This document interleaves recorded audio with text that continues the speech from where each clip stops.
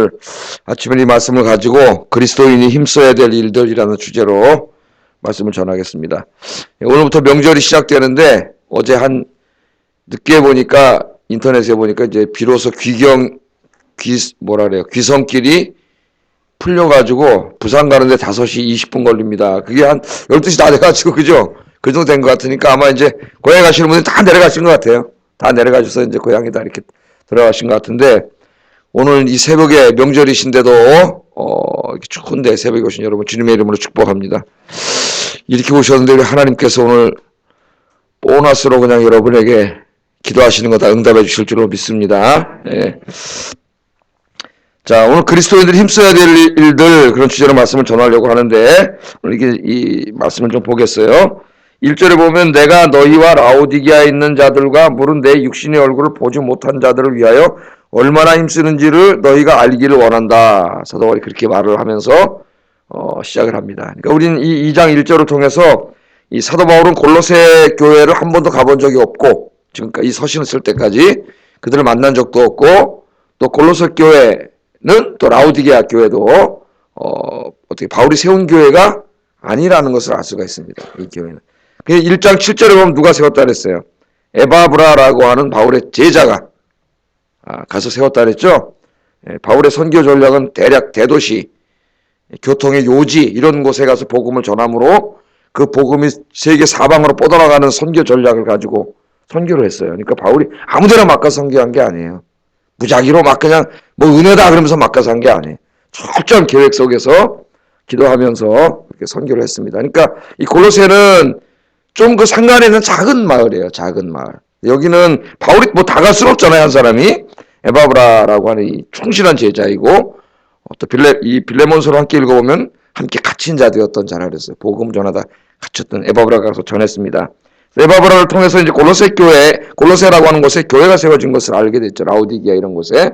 그래서 그쪽 소식도 듣게 되고 그러면서 바울의 마음에 이 근심도 되고 걱정도 되고 염려도 됐죠. 왜냐하면 저기 이제 에바브라를 통해 새로운 교회가 세워졌는데 막 이제 성도들이 예수 믿은 지 얼마 안 됐고 그런데 놀라웠게도 그들이 예수를 믿은 다음에 교회를 이루고 그렇게 세우고 있는 거예요. 그런데 보니까 이 주변에는 막 좀 있으면 환난과 핍박도 달려올 것이고 이 예수 그리스도를 믿는 믿음을 쓰러뜨리려고 하는 이 유대교라든가 또 그 고대 영주주의의 그 뿌리가 되는 영주주의는 이 세계에 나왔지만은 그 뿌리가 되는 이상한 신비 종교라든가 이런 사상들이 막 교회 안으로 들어와 가지고 이 성도들을 흔들어 버려.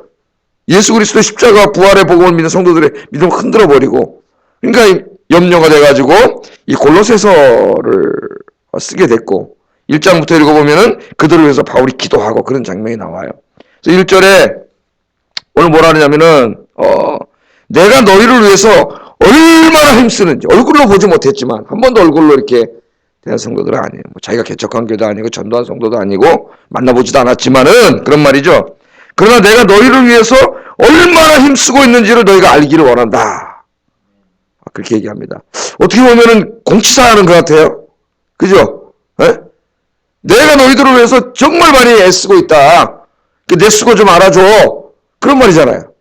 이 말이 목회자로서 자기 가보지는 않았지만 내가 얼굴도 못 본 너희들을 위해서 여러분은 어떻게 수고를 했을까요? 사도 바울이 지금 이 사람은 감옥에 있어요. 로마 감옥에. 골로새 교회는 지금 로마 감옥에 가면 이쪽 오른쪽 옆에 그리스를 지나서 저 터키 서부 쪽에 있는 여러분 그 성경책 보면 그쪽에 다 있죠. 소아시아 7교회 있는데 그쪽에 있어요. 그럼 바울이 골로새 교회를 위해서 어떻게 힘쓴다는 거예요? 자기가 로마 감옥에 있는데 어떻게 했을까요? 골로새서 1장 보면은 기도하죠. 내가 너희를 위해서 매일 기도한다 그러잖아요.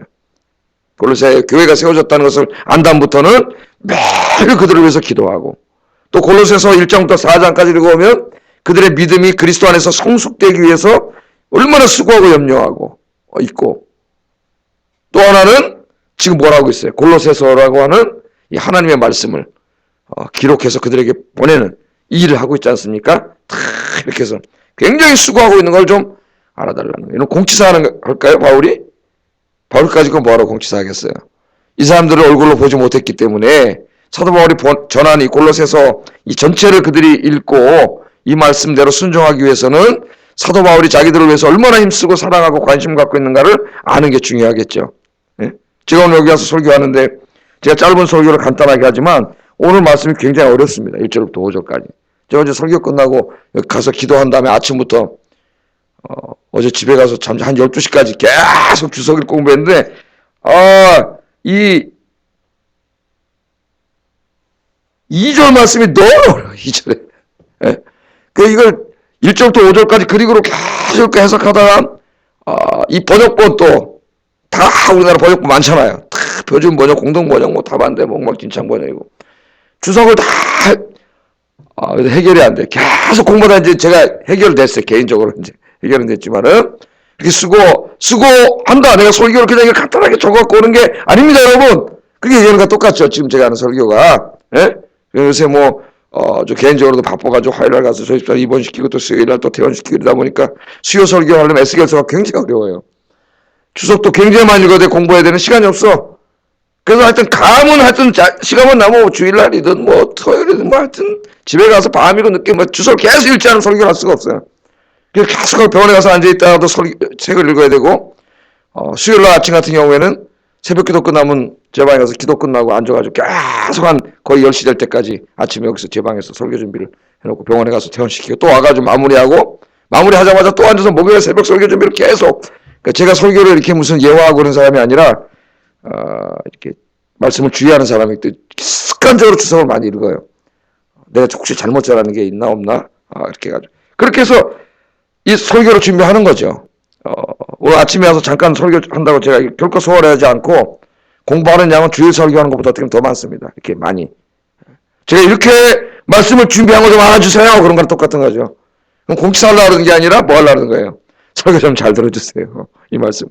설교 잘 들어야 됩니다. 이 말씀이. 중요합니다. 이렇게 말하는 거예요. 바울이 오늘 그렇게 말합니다. 내가 너를 위해 이 수고하고 애쓰는 것을 너희가 알기로 원한다. 알기로 원한다. 그렇게 얘기하면서 자기가 지금 쓰고 있는 이 골로새서, 물론 바울이 썼지만 하나님께서 쓰신 거죠. 바울을 통해서. 이 골로새서가 어떤 역사를 일으키기를 원하는가. 그것을 여기서 세 가지로 이야기를 해요. 2절 한번 읽어보겠습니다. 시작.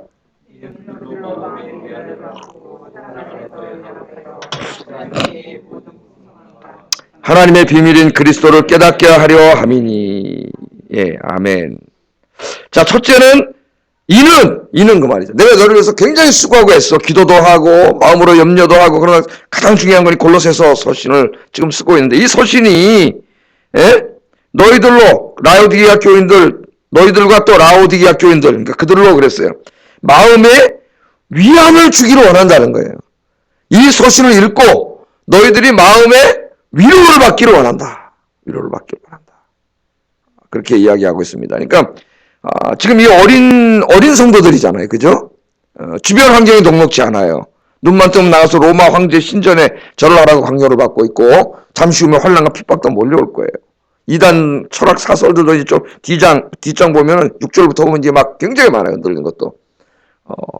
신앙생활하기가 편안하지 않아. 그래서 사도 바울은 자기가 기도와 이 특별히 골로새서 말씀을 보내면서 바울이 목표하고 있는 게 원하는 게 뭐냐면은 이 말씀을 읽고 너희들이 하나님의 위로를 받기를 원한다는 거예요. 할렐루야. 우리 생각할 수 있어요. 바울이 그렇게 한 것처럼 하나님 나도 신앙생활을 하면서 또 우리 아영교회라는 공동체에서 우리가 만나서 이렇게 신앙생활을 하면서 내가 다른 사람들을 만나서 이렇게 말도 하고 행동도 하고 기도도 하고 이렇게 하는데 내가 만나는 우리 교회 성도들에게 위로를 주는 사람이 되게 해주세요. 그렇게 기도하세요, 여러분. 그럼 얼마나 축복된 사람입니까? 내 모든 행동이, 내 얼굴 표정 하나가, 내 말 하나가, 내가 하는 모든 것들이 성도들에게 위로를 주는, 상처를 내고, 긁어내고, 그죠? 우리가 험담하고, 욕하고, 숭숭성성, 이런 사람이 아니라, 하나님 어떤 사람 되기를 원하세요, 우리가? 위로와 바울처럼 다른 사람 위로하는 사람이 되기를 원하세요. 여러분, 앞으로 여러분 주님 나라 가실 때까지 많은 사람의 마음을 따뜻하게 만져주고 주님의 말씀으로 위로하시는 여러분들 되시기를 주의 이름으로 축복합니다. 뿐만 아니라 우리가 깨닫는 것은 우리에게 진정한 위로를 주는 것은 하나님밖에 없다는 거예요. 이 골로새서를 말하지만 하나님의 말씀이죠. 우리에게는 성경 66권 다 포함돼요. 우리를 진정으로 위로하실 수 있는 분은 하나님밖에 없어요. 바울도 그걸 알기 때문에 하나님의 말씀을 보내면서 이 말씀이 너에게 위로가 되기를 원한다는 거예요. 이 말씀. 여러분 성경 일독 우리가 운동을 하는데 열심히 성경 읽으시면은 여러분 1년 동안 성경 읽으시면서 성경 말씀을 통해 하나님 위로하시는 그 위로의 말씀을 여러 번 엄청나게 체험하게 될 줄로 믿습니다. 눈물도 흘리고 마음에 확신도 갖게 되고 용기도 나고 소망도 갖게 되고 때로는 잘못된 모습을 막 이렇게 하나님 보게도 하시고 그 새롭게 깨닫게도 하시고 하는 이 하나님의 엄청난 이 위로가 있을 거예요. 말씀을 통해 위로받는 한 해가 되기를 주의 이름으로 축복합니다. 내가 하나님의 위로를 받아야 다른 사람을 위로할 수 있어요. 그래서 고린도후서 1장에 그렇게 나오지 않습니까? 고린도후서 1장을 읽으면 사도 바울이 에베소 있을 때 내가 죽을 고비도 넘겼다 그러죠. 사소망이 끊어져가지고 어떨 때는 나 이제 죽었구나. 꼼짝없이 여기서 죽었구나.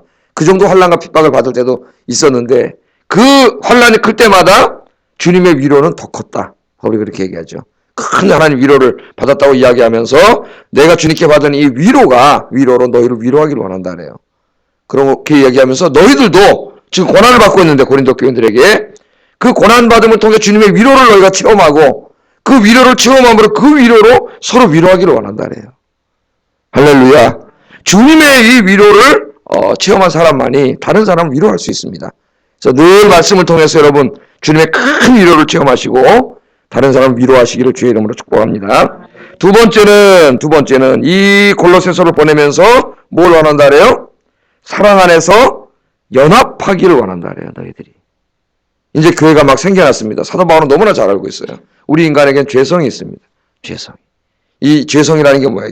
결국은 이 죄성이라는 건 자기밖에 몰라. 자기 중심이에요. 자기 중심에 서 있으면은 공동체는 혼자 하는 게 아니잖아요. 여러 명이 와서 같이 예배드리고 주일을 할 때도 같이 하다 보면 가장 신성한 예배를 드리고 전도를 할 때도 나 혼자 하는 게 아니라 다 같이 하는 거예요. 그런데 우리 서로가 이 죄성을 가지고 있어 다 모난 사람들이 와가지고 이 부대껴 잡고, 예? 그게 어떻게 돼요? 하나가 되지 못하고 교회는 하나가 돼야 되는데 자꾸 갈라져요. 예? 갈라지고 또 헐뜯고 또 시기하고 질투하고 이러잖아요. 이게 교회 안에. 그거 어떻게 해요? 그렇게 되면 안 되잖아요. 하나님 교회를 세우셔서 그 교회를 통해 예배를 받으시고 그 지역사회를 구원하려고 하는, 복음 전하려고 하는 하나님의 계획이 교회가 이게 하나가 안 되면 무너져 버려요. 그래서 교회가 하나가 되려면 어떻게 돼요? 주님의 사랑으로, 십자가의 사랑으로 서로 사랑해야 돼요. 사랑해. 그래서 골로새서에는 무슨 말씀이 많아? 예수님에 대한 깊은 묵상의 말씀이 많습니다. 예수님을 깊이 묵상해 신앙이 성장한다 그랬죠. 그래서 여러분 오늘 하나님께서 저희들이 서로 사랑하기를 원하세요. 서로 사랑하면은 용서할 수 있고 서로 다름으로 싸우지 않고 하나가 될 수가 있어요. 그래서 여러분들이 사랑을 하세요. 우리 교회가 하나 되기를 원한다면 여러분 사랑하시면 됩니다. 이제 또 오늘 금요일 예배도 만나고 주일날 또 우리 사랑하는 성도들 만나고 여러분 이제 몇 년이나 산다고 우리가 이 땅에 몇 년이나 살아요. 얼마 살지도 못하고 죽을 건데 여러분 사랑하고 살기에도 시간이 모자랍니다. 뭐 미워하고 다투고 뭐 그러고 살 시간이 어디 있어요. 사랑하며 사시기를 주의 이름으로 축복합니다. 곧죽을 인생인데 오늘은 자다가 이렇게 피곤해가지고 이렇게 딱 누웠는데 갑자기 그 명절이잖아요. 명절에서 그런지 돌아가신 어머니 생각이 딱 나더라고요. 어머니 생각. 근데 어머니 생각이 이제 한 1년 지났는데 어머니 생각이 딱 나면서 굉장히 보고 싶은 거예요. 갑자기. 안 되시잖아요. 근데 볼 수가 없잖아요. 그러니까 막 그 마음이 여러분 아마 사랑하시는 분은 먼저 보내신 분은 아마 마음이 미칠 것 같은 거예요. 갑자기. 그래서 막 깼어요. 그래가지고 그래서 내가 이거 자다가 어머니 생각이 갑자기 나가지고 깼다니까. 명절에서 그런가 보라 그래요. 명절에서. 보니까 우리 집사람 엄마도 없고 아버지도 없는데 나는 아버님 계신데 아직까지. 아이고 당신은 고하네. 그러고 보니까 결국 좀 있으면 우리 어머니 가시기를 나도 간다는 생각이 들어요. 내가 살아봐야 이제 저도 우리 장모님보다 훨씬 어리지만 얼마나 더 살겠습니까? 이제 50대 중반 이렇게 가고 있는데 인생이 얼마 안 남았어요. 길지 않아요. 여러분 가족도 사랑하시고 아내도 사랑하고 자녀들도 사랑하고 또 친척 만나잖아요. 가서 괜히 사소한 일로 다투고 또 나는 일만 하는데 저거는 일 안 하냐 이러면서 또 며느리끼리 만나면 또 그러지 말고 믿음 좋은 사람이 조금이라도 더 일 많이 하시고 그렇게 하세요. 내한테 이러면 싸우는 거예요. 그래서 가족도 사랑하고 오늘 좀 추석 설날인데 여러분 사랑 안에서 가족도 하나 되고 우리 교회가 하나 되는 이런 일에 힘쓰는 여러분 되시기를 주의 이름으로 축복합니다. 얼마나 좋아요. 이 나라도 서로 사랑하면 얼마나 좋습니까? 안타까워요. 예? 왜 이렇게 서로 미워하고 증오하는지 어떨 때 보니까 나도 미워하더라고. 나라 생각하지 저쪽 뭐 총북 좌파 내가 미워하면 안 돼. 저 사람 불쌍히 하게 되는데 그래서 제가 어제 SBS 뉴스를 보다가 전화를 걸었어요. SBS 방송에다. 화가 나가지고. 마지막 이 앵커맨이 뉴스를 마친 다음에 자기가 멘트를 하는데 너무 이 편향이 아니라 일방적인 멘트를 하고 그렇게 하면 안 되거든요. 공영방송 뉴스를. 그래 SBS 전화 걸었더니 전화가 잘 안 돼. 계속 걸었어. 계속. 근데 상담실이 있더라고요. 요새 항의 전화도 오고 막 그냥 바꿔가지고 내가 이 공영방송 인터넷 방송도 아니고 이런 식으로 편향적으로 보도하면 되겠느냐. 당신들은 저널리즘 개론도 공부 안 했어. 해가지고 내가 한참 SBS 녹음된다 이게. 이 녹음 다 됐죠. 이거 좀 사장한테 가서 좀 들려주시오. 제발 부탁하는데. 예? 제가 이렇게 했어요. 하여튼 뭔 내용으로 했는지는 뭐 모르셔도 돼요. 정신이. 이 공정하지 않은 것에 대해서 제가 좀 화가 났어요. 이 공영방송 공정하게 보도를 해야 되는데, 예? 그러면서, 나도 사실은 그 상황을 했어요. 이 나라가 이렇게 갈려가지고 서로 미워가지고 하는데, 안타까워하는 사람이요. 안타까워하는 사람. 근데 방송에서도 이런 식으로 하면 되겠습니까? 뉴스에서. 이렇게 얘기를 했어요. 우리나라가 지금 너무 서로 막, 그냥 정치적인 견해가 다른 정도는 괜찮아요. 그거는 민주사회에서 괜찮습니다. 또 건전한 비판이 있어야 민주사회 이루어지는데 그런 게 아니에요. 지금은 서로 향을 막 죽이려고 그래. 막 진짜 막 이를 갈아 마시려고 그래. 막 서로 이 조그만 나라 안에서. 예? 그래서 우리 기독교인들이 1000만 명이라고 하는데, 예? 좀 여러분 사랑하고 서로 이렇게 좀 우리나라 하나 되지 않겠어요? 어디 가셔도 직장에 가셔도 마찬가지죠. 또 패거리하고 또 뭐 김과장파 이과장파 이러지 마시고 항상 이 사랑하셔서 여러분 가시는 어디나 하나가 되게 하는 여러분 되기를 주의 이름으로 축복합니다. 마지막으로 세 번째는 바울이 이 서신을 쓰면서 하나 원하는 게 뭐냐면 너희가 그리스도를 올바로 알기를 원한다. 첫째는 이게 위로가 되기를 원한다 그랬고 사랑으로 하나 되기를 원한다 그랬고 그리스도를 어떻게 해요? 올바로 이해하기를 원한다. 그렇게 이야기하고 있습니다. 바울은 모든 성도들이 이 서신을 읽고 온 세상을 구원하기 위한 하나님의 비밀인 예수 그리스도를 알되 더욱 풍성하고 깊이 알게 되기를 원한다. 그냥 아는 게 아니라 이 2절을 제가 아까 어렵다고 한 이유가요. 여기 보면 마음의 위안을 받고 사랑해서 연합하고 그 다음에 보면 우리말 성경 번역은 확실한 이해의 모든 풍성함과 무슨 말인지는 모르겠어요. 무슨 말이에요? 여러분 아시겠습니까? 이 말을? 왜 이런 식으로 번역해? 아주 보니까 문자 그대로 한번 해보려고 한 거예요. 이 무슨 말 너무 어려우니까 말이. 확실한 이해의 모든 풍성함과 하나님의 비밀인 그리스도를 깨닫게 함. 이래 보니까 이게 어려워요. 뭐 제가 헬라어 강의하는 것도 아니고 제가 하루 종일 이걸 묵상하다가 이 말이 뭐냐면 하나님의 비밀인 그리스도를 깨닫게 할 뿐만 아니라 그 그리스도를 그 아는 것이 더 풍성해지기를 원한다. 그 말이. 이 목적어가 그리스도를 깨닫는 것.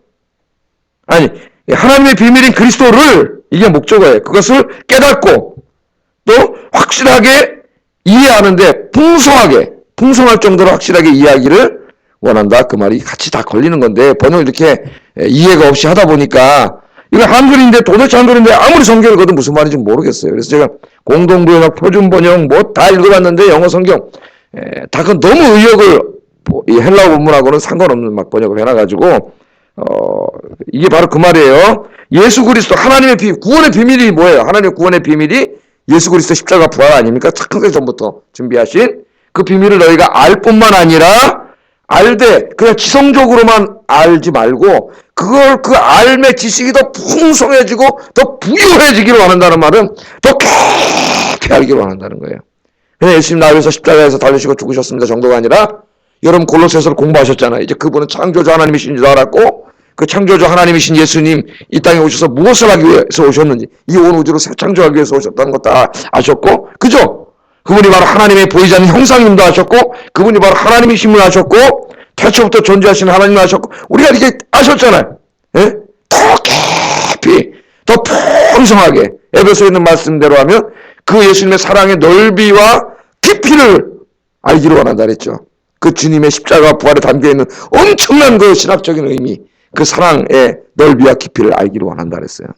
그래서 오늘 사도 바울이 여기 원하는 것은 이 구원의 비밀, 하나님의 구원의 비밀인 예수 그리스도를 너희가 알되 단지 지성적으로만 아는 것이 아니라 성경 말씀을 깊이 묵상해서 그 알에 대한 지식이 더 부유해지기를 원한다는 것은 더 많아지고 더 깊어지고 풍성해지기를 원한다는 거예요.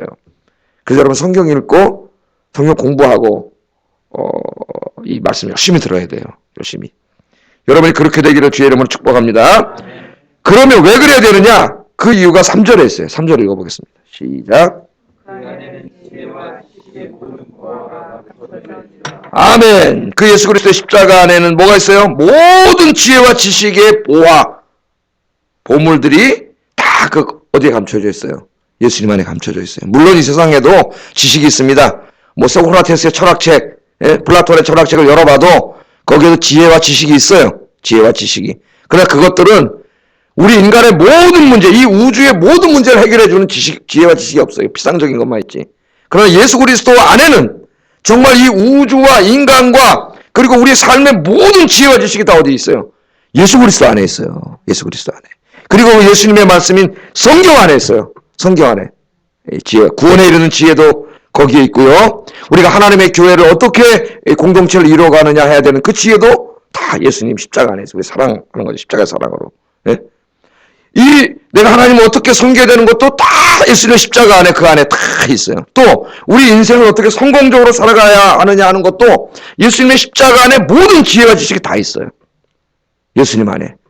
좀 확장하면은 예수님 말씀인 성경책 안에 모든 지혜와 지식이 다 있기 때문에 우리는 예수님을 알되 더 깊이 알아야 되고 하나님의 말씀을 알되 더 깊이 알아야 됩니다. 그렇게 되기를 원한다는 거예요. 하나님이, 저와 여러분이 그렇게 되기를 주의 이름으로 축복합니다. 저는 그래서 이렇게 읽다가 이 세계적인 신학자들의 그 책이 새로 나오면 가서 당장 사서 이제 아마존 그 인터넷을 보다가 나오면 그냥 주석으로 사요. 그 언제 번역되길 기다리겠어요. 주석으로 사가지고 이제 원서를 읽고 공부를 하는데 그때마다 그 깨닫는 게 너무 크고 그 말씀을 그 교수들이 쓴 책은 보통 한 20년 이렇게 신학교에서 가르치면서 계속 업데이트하고 계속 연구한 그 책이니까 얼마나 그게 보하겠어요. 그걸 읽으면서 주님에 대해서 알지 못했던 더 깊은 지식을 깨달을 때 너무 기쁘고 즐겁고 깨닫는 게 너무 많아요. 너무 많아요. 저희 골로새서 설교하면서 새벽에 작게 길게 설교하는데 제가 공부하면서 안 그랬으면 내가 이렇게 자세히 안 읽었을 텐데 성경만 읽었을 텐데 주석 큰 학자의 주석 읽고 이렇게 연구하면서 굉장히 깨달음이 많아요. 모든 지혜와 지식이 진짜 여기 다 담겨있어요. 목회 지혜와 지식도 세상에 있는 게 아니라 무슨 마케팅 이론 갖다가 교회 성장하고 이런 데 있는 게 아니라 주님의 십자가에 있더라고요. 십자가를 계속 묵상하면 그 안에 모든 게 다 나와요. 사랑, 용서, 희생, 헌신 이런 게 십자가에 다 있잖아요. 십자가 안에 다 나와요. 제가 한 가지만 말씀드리고 오늘 성경 마치겠습니다. 뭐 구원 이런 건 하도 들어서 여러분 잘 아시니까 십자가 안에 우리 인생을 성공적으로 살아가는 데 필요한 삶의 지혜와 진리가 있다는 거예요. 그걸 발견한 사람이 신학자가 아니라 이 피터 드러커라고 하는 경영학자입니다. 이분이 경영학을 하시는 분들은 알죠. 경영학의 신과 같은 존재인데 96세까지 살았어요. 몇 년 전에 돌아가셨는데 살면서 96세까지 강연하고 책을 많이 썼죠. 그 번역된 책이 우리나라에 상당히 많이 쓴 책이 번역이 돼 있는데 이분이 그 독실한 그리스도인입니다. 그러니까 이분이 그 주님의 십자가의 말씀을 깊이 묵상, 이 지혜와 지식의 보고니까 경영학에도 지혜와 지식의 보고가 있을 거다. 이게 경영학하고 무슨 상관이 있을까 십자가? 경영학은 뭐예요? 회사는, 기업은 이익을 극대화시키는 게 목적이잖아요. 그 당시까지만 해도 이익의 극대화가 기업의 목적인데 그거하고 십자가가 무슨 상관이 있을까? 십자가를 깊이 묵상하다 보니까 십자가의 핵심이 뭐냐면 주님의 사랑과 섬김이거든. 사랑과 섬김. 이 십자가의 가르침인 사랑과 섬김을 이 경영학에 접목시켜보자. 사랑과 섬김이 뭐예요? 이때까지는 기업이 어떻게 하면 저 사람들에게 물건 팔아서 돈 벌까를 먼저 생각했는데 주님의 사랑과 섬김을 경영학을 연구하다 보니까 어떻게 하면 돈을 많이 벌어먹는데 저 소비자들을 이용할까가 아니라 저 소비자들을 위해서 내가 어떻게 하면 좀 더 좋은 물건을 만들고 저 소비자들을 어떻게 좀 더 사랑하고 섬길 수 있을까? 관점을 바꾼 거예요. 관점을. 그래서 여러분 마케팅 이 경영학을 연구해가지고 여기서 지금은 뭐 다 누구나 알고 있는 얘기지만 고객 감동이 여기서 나온 거예요. 고객 감동. 소비자 중심. 이런 얘기가 다 이 피터 드러크가 한 말인데 이게 그냥 경영학에서 나온 게 아니라 그 뿌리가 예수님의 십자가에서 나온 거예요. 그래서 이 사람이 이 책을 쓴 다음부터 기업이 기업하는 방향을 바꿨어요. 물론 기업은 돈을 벌기 위해서 존재하지만 그 돈을 벌기 위해서도 먼저 소비자를 섬기고 사랑해야 된다는. 그래서 뭐 이게 가게를 하는데 디스플레이 하나 할 때도 주인의 입장에서 하는 게 바깥에 나가서 소비자가 어떻게 볼까? 어떻게 하면 소비자가 더 편리하게 이걸 쇼핑할 수 있을까 하는 그런 소비자를 섬기고 사랑하는 관점에서 모든 걸 하다 보니까 돈도 훨씬 더 많이 벌게 되는 거예요. 그래서 지금은 이거 모르는 사람 없죠. 경영하는 사람이. 소비자, 고객 감동이 아니라 요새는 고객을 졸도시켜야 된다. 그 정도로 잘해야 된다 그러잖아요. 고객 감동, 고객 졸도. 그래서 이 전략을 우리가 또 새가족부에 가르쳐서 제가 새가족부 교사들을 가르칩니다. 새로운 사람들을 감동시킬 뿐만 아니라 졸도시켜야 된다. 졸도. 한 번 온 사람이 다음 주에 또 오게끔 만드는 게 새가족 교사들의 목적이. 어떻게 하면 이 사람 다음 주에 또 하게 올까? 이 모든 것이 뭐냐면은 십자가에서 나온 거예요. 그러니까 남을 내가 이용해서 돈 벌어먹고 이렇게 접근하면 돈을 벌 줄 알았는데 그게 아니라 거꾸로. 주님이 십자가의 지혜와 지식이 있음을 알고 주님의 말씀대로 해보자. 소비자를 내 돈 벌어먹는 대상으로가 아니라 정말 사랑하고 섬기고 그렇게 한번 해보자. 그래서 고객 감동을 위주로 했더니 더 돈을 많이 벌더라는 거예요. 더 돈을 많이. 할렐루야. 우리가 약사빨라 세상에 나가서 근데 이득을 챙기고 막 이렇게 약사빠르게 살아가면 잘 될 것 같죠? 그건 마귀의 지혜예요. 마귀의 지혜. 물론 뭐 조금 더 잘 될 수도 있는지 모르지만 그러나 근본적으로 우리 삶의 지혜는 십자가에 있습니다. 오늘 나가셔서 섬기세요. 사랑하세요. 진실하게 하세요. 그럼 언젠가는 그 빛이 드러날 줄로 믿습니다. 주님의 십자가 오늘도 사랑과 섬기며 삶을 사시는 여러분 되기를 주님의 이름으로 축복합니다. 기도하겠습니다.